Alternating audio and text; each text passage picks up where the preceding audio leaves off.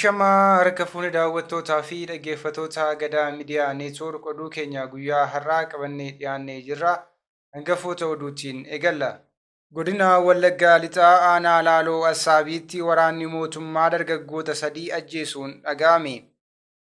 Hidhamtoonni mana sirreessaa Walloo Kamiseetti hidhamanii jiran haala rakkisaa keessa jiraachuu himan. Shawaa Kaabaa warra Jaarsootti qonnaan bultoonni sababa faannoon buqqaafaman rakkoof saaxilamuu himatan.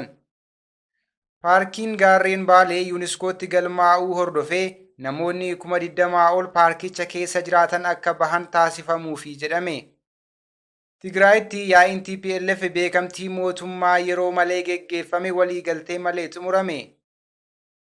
Dirooniin Yemenirraa ka'uu hin oollee jedhamtu magaalaa Israa'elitti rukutamuun himame. Kunneen hangafoota oduu turanii amma bal'ina oduutti dabarraa. Oduu wajjin ana Maanu'eel Laggaati. Godina Wallaggaa Lixaa Aanaa Laaloo Assaabiitti waraanni mootummaa dargaggoota Oromoo 3 haala suukkanneessaan ajjeesuun dhaga'ame. Waraanni mootummaa Bilxiginnaa kutaalee Oromiyaa keessa bobbaafamanii jiranitti dargaggoota Oromoo hedduu ajjeesaa jiraachuun himame. Haaluma kanaan godina Wallagga Lixaa Aanaa Laaloo Assaabii ganda Hordaa Daalattiitti waraanni mootummaa kun dargaggoota 3 haala suukkanneessaan rasaasa itti roobsuun ajjeesaniiru. Dargaggoonni ajjeefaman kunneenis Biqilaa Shifarraa, Baaruu Caalii fi Abbee Waayimaa kanneen jedhamanidha.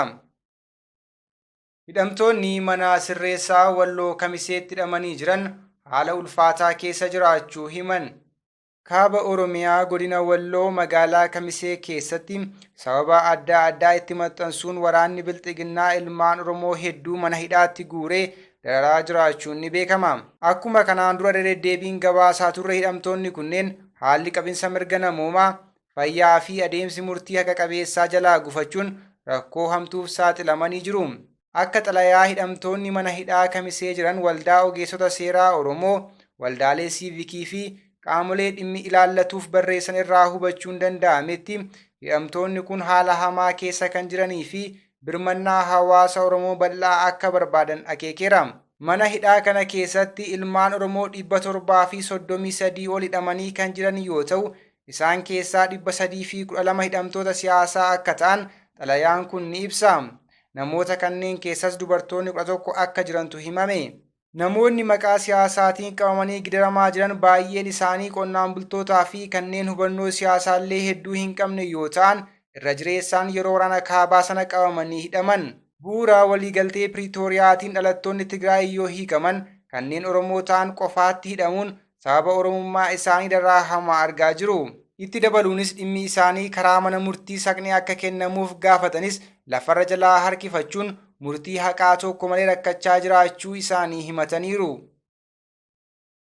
Godina Shawaa Kaabaa Aanaa warra Jaarsootti qonnaan bultoonni sababa weerara faannootiin qe'eerraa buqqaafaman rakkoo hamtuuf saaxilamuu himan. Qonnaan bultoonni godina Shawaa Kaabaa Aanaa warra Jaarsoo keessatti hidhattoota faannootiin qe'ee fi qabeenya isaanirraa buqqaafaman rakkoo keessatti kufanii jiraachuu himatan.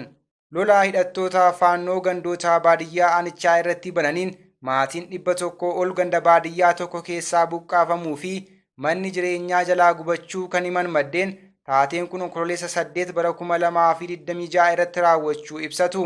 Waraqaa iyyannoo jiraattonni ganda baadiyyaa aanaa warra Jaarsoo bulchiinsa aanichaa barreessan irraa akka hubatamutti ganda baadiyyaa tokko keessatti maatiiwwan 20 jalaa manni gubatee qabeenyi adda addaa tuullaa midhaanii fi loowwan saamamanii jiru. Abbootiin warraa 90 ol ammoo qe'ee fi qabeenya isaanirraa buqqaafamuun yeroo ammaa kana gaaddisa mukaa jala qubatanii jiraachuu xalayichi ni ibsa. Xalayaan iyyannoo kun akka agarsiisutti qabeenyi birrii miliyoona 80 fi 500,000 olitti tilmaamamu hidhattoota faannoo daangaa cabsanii dhufan kanaan manca'eera.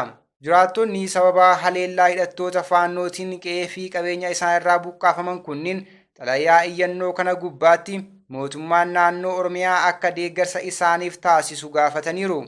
Haa ta'u malee bulchiinsi aanaa warra Jaarsoo deebii jiraattota kanaaf kenneen isin deeggartoota wobooti jechuun dhimmi isaanii akka hin ilaalamne itti himuu odeeffadheera jechuun OMN gabaaseera. Paarkiin gaarreewwan Baalee yuuniskootti galmaa'uu hordofee namoonni 20,000 ta'an kan paarkicha keessa jiraataa turan akka bahan taasifamuufi jedhame.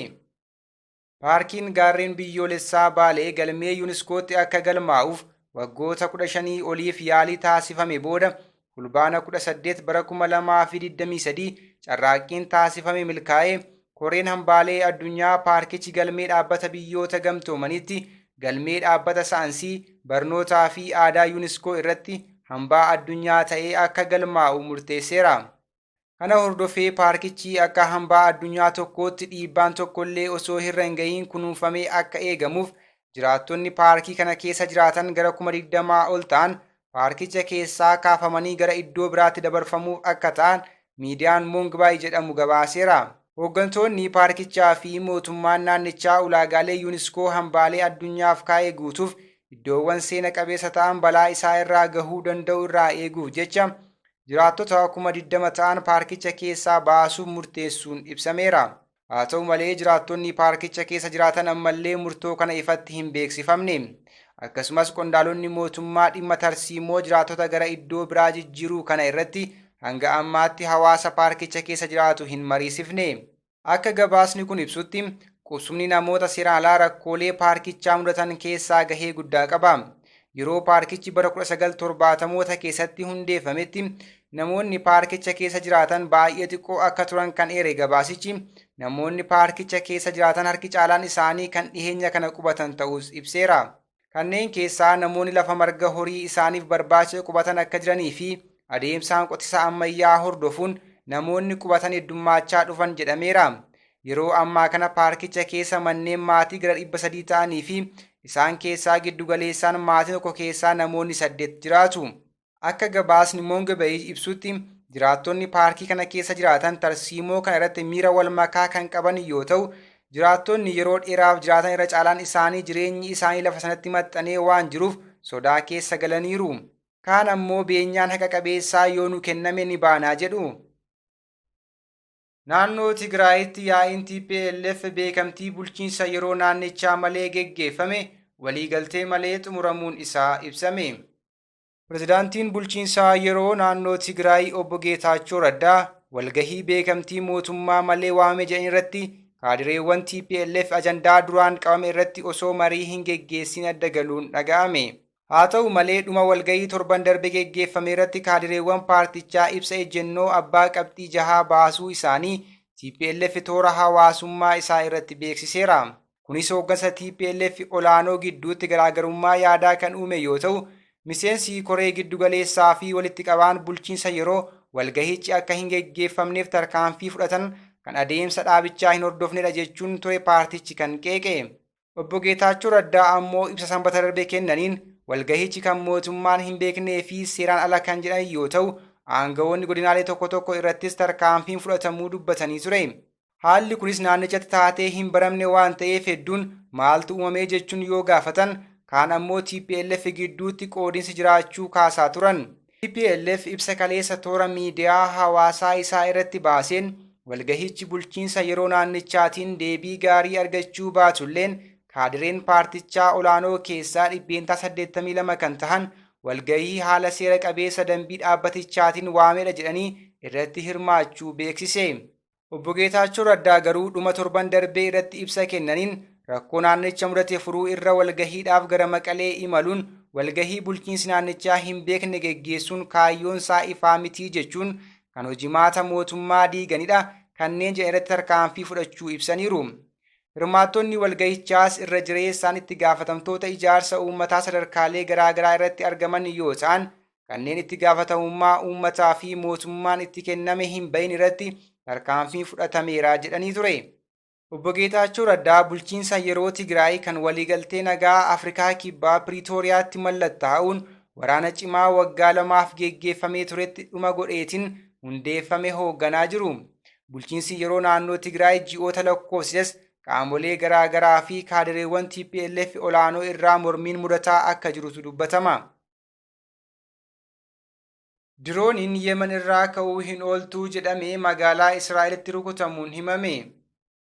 Guyyaa har'aa xiyyaara farriftuu daangaa cabsitee seente hordofee magaalaa Israa'el qarqara galaana diimaatti argamtu Elaat jedhamtu keessatti sagalee haleellaan qilleensarraa akka dhufe akeekkachiiftu dhaga'amu humni waraanaa Israa'el IDF beeksise. Jalqabarra IDF xiyyaarri kun maal akka ta'e yookaan eessaa akka ka'e ilaalchisuun ibsa gadi fageenyaan hin kennine ture.